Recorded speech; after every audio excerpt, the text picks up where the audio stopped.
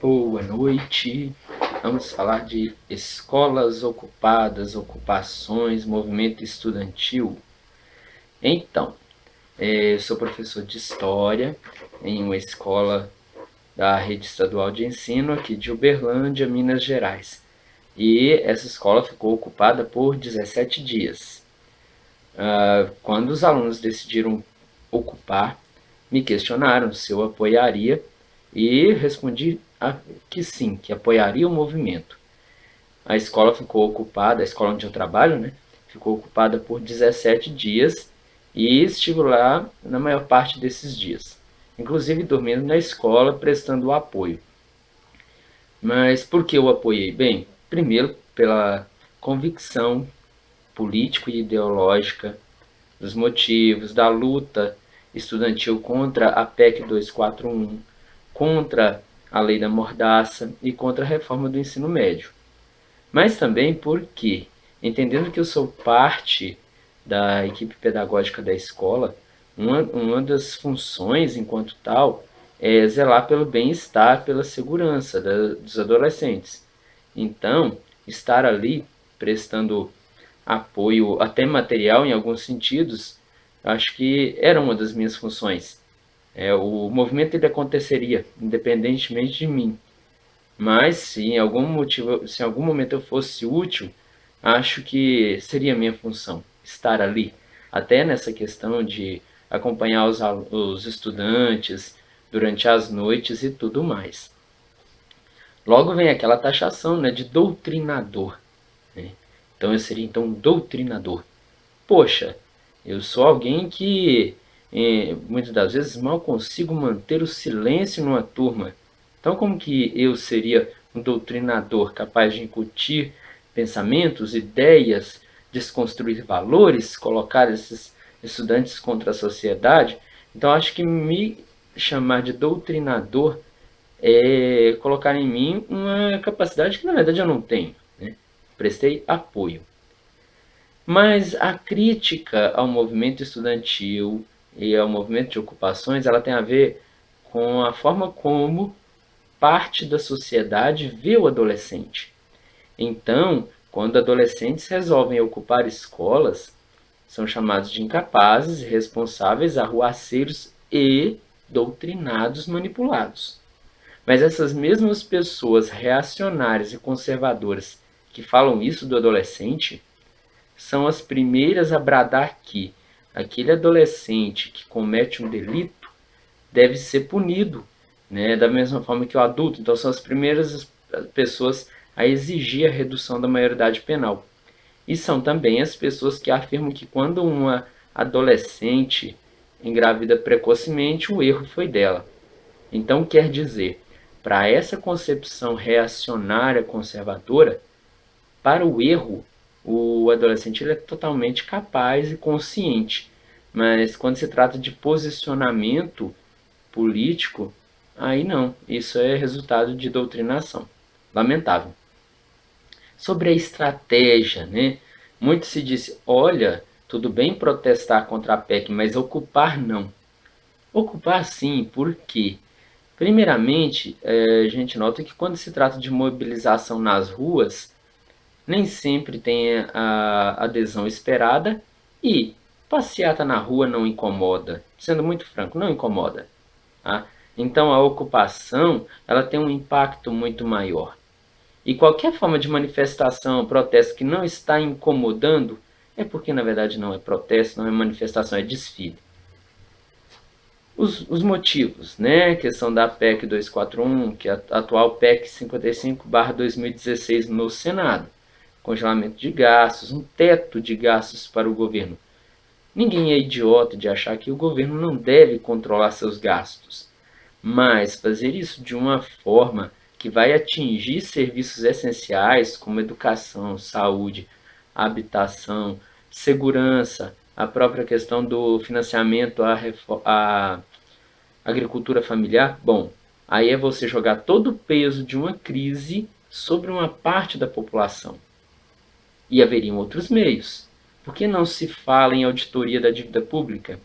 Por que não se fala em combater a sonegação? Então a PEC, a atual PEC 55/2016, é a melhor saída? É a única? É a salvação? Acreditamos que não. Mas aí pensando, qual que é o resultado da ocupação? Bom, primeiro eu estou aliviado, né? Eu descubro que alunos querem aula normal, porque nas páginas de ocupação, nas redes sociais, você vê um monte de adolescentes bradando, exigindo que dia volta a aula normal. Porque durante a ocupação houve aula, tá? Houve aula para Enem, oficinas, debates, mas o que a garotada quer é aula normal. É engraçado que ao longo do ano letivo muito se ouve, nossa, os professores poderiam fazer aulas diferentes. Ora, durante a ocupação existiram aulas muito diferentes, mas a participação foi inexpressiva, muitas das vezes. Mas tudo bem, então a galera quer aula normal. Fico assim muito satisfeito. Calendário, né? Outra polêmica. As ocupações vão desorganizar o calendário. Primeiramente que, no caso específico, aqui na cidade de Uberlândia, existe uma negociação para que os eventos da ocupação sejam contabilizados como dia letivo. Não é uma garantia, tá? Mas é uma negociação. E outro detalhe que muita gente não percebe ou ignora propositalmente, o calendário ele já teria modificações por conta de paralisações docentes, ok? Então, já não seria um ano típico terminando por volta do dia 15, 16 de dezembro para estudantes e por volta do dia 20 para professores. Não, esse já seria um ano com calendário letivo estendido, por conta de paralisações docentes.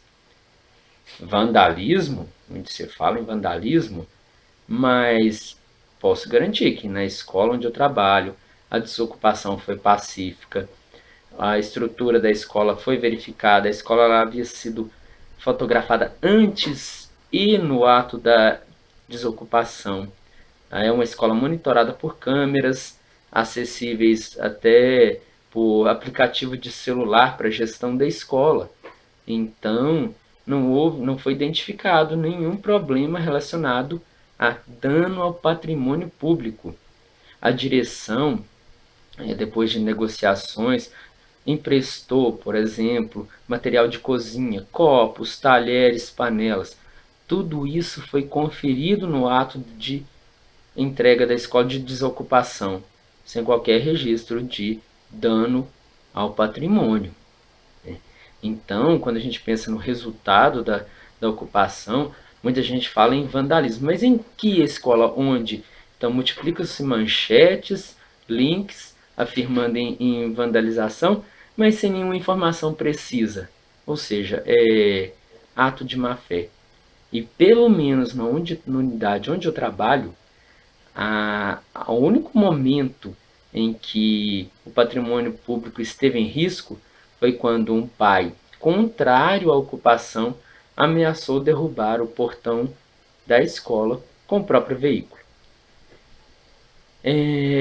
Há quem diga também que estudante, prefiro o termo estudante. O estudante realmente preocupado com educação, ele estuda, né? Ele procura suas notas. Mas isso é se preocupar com os objetivos individuais. Envolver-se no movimento estudantil é pensar de uma forma coletiva, para além da própria formação dos objetivos individuais. Sem contar que, da forma como está, vão existir prejuízos, né, a nível de ensino básico, de ensino superior, de pós-graduação. Tá? Então, de repente, um sacrifício em relação a alguns dias letivos, ele seja perfeitamente compreensível se a gente pensar que 20 anos de austeridade estão por vir, né? Então, para finalizar, eu acho que o mais importante de tudo isso é legítimo estar contra o movimento, né? E pessoas contrárias ao movimento buscaram orientação, buscaram as autoridades, relataram seus motivos, e inclusive o juiz local entendeu que o direito de manifestar é legítimo, da mesma forma que o direito às aulas é legítimo, mas que o direito de manifestar não deveria suprimir o outro. Então, esse argumento é compreensível, tanto que na maioria das escolas locais já se fez a desocupação. O que é medonho, o que é covarde, o que é extremamente perigoso é a criminalização feita por pessoas da sociedade civil, mídia ou mesmo políticos e autoridades locais, tá? No sentido de alegar que ocupações teriam usado de táticas paramilitares, que os ocupantes eram violentos, que as escolas estavam sendo destruídas, que no momento das ocupações teria acontecido o uso indiscriminado de drogas. Devo confessar, porque na unidade onde eu trabalho, né, utilizamos bastante drogas lícitas, tá? Então, bebemos muito café, Coca-Cola, tá? Aí você imagina a dificuldade que é convencer um bando de adolescentes a dormir lá pelas 2 da manhã depois de consumir tudo isso. Então, é lamentável que pessoas tenham se esforçado para espalhar mentira, para criminalizar, para difamar o movimento e seus envolvidos. E isso é irresponsável, porque resultou em incitação ao ódio, ameaças, situações que realmente colocaram em risco os adolescentes. Ok? Então, por fim, eu digo que apoiei, né, estive na ocupação, estou exausto, até hoje minha voz está afetada, um pouco de dificuldade em relação a isso. Fiquei boa parte do tempo fora da minha própria residência. Foi cansativo, foi tenso, mas não me arrependo. Estou extremamente orgulhoso dos adolescentes. Tá? Muito se afirma, mas o adolescente não tem a consciência, o adolescente não tem isso, não tem aquilo. Eles podem não ter a compreensão, podem não ter a formação acadêmica que muitos de nós temos, mas eles têm a experiência cotidiana. E a experiência cotidiana ensina de forma muito significativa. Okay? Então, deixo aqui também o meu apoio, meu cumprimento aos estudantes que continuam ocupando, aos estudantes que mesmo tendo desocupado as unidades vão continuar a luta de outras formas. Tá? E muitas das vezes estes estudantes secundaristas estão tendo muito mais coragem e atitude do que nós, os adultos ditos capazes, doutos e formados. Então, um grande abraço a todos os estudantes envolvidos nas ocupações, nas lutas, em especial para aqueles que são meus alunos. Tá? Uma boa noite.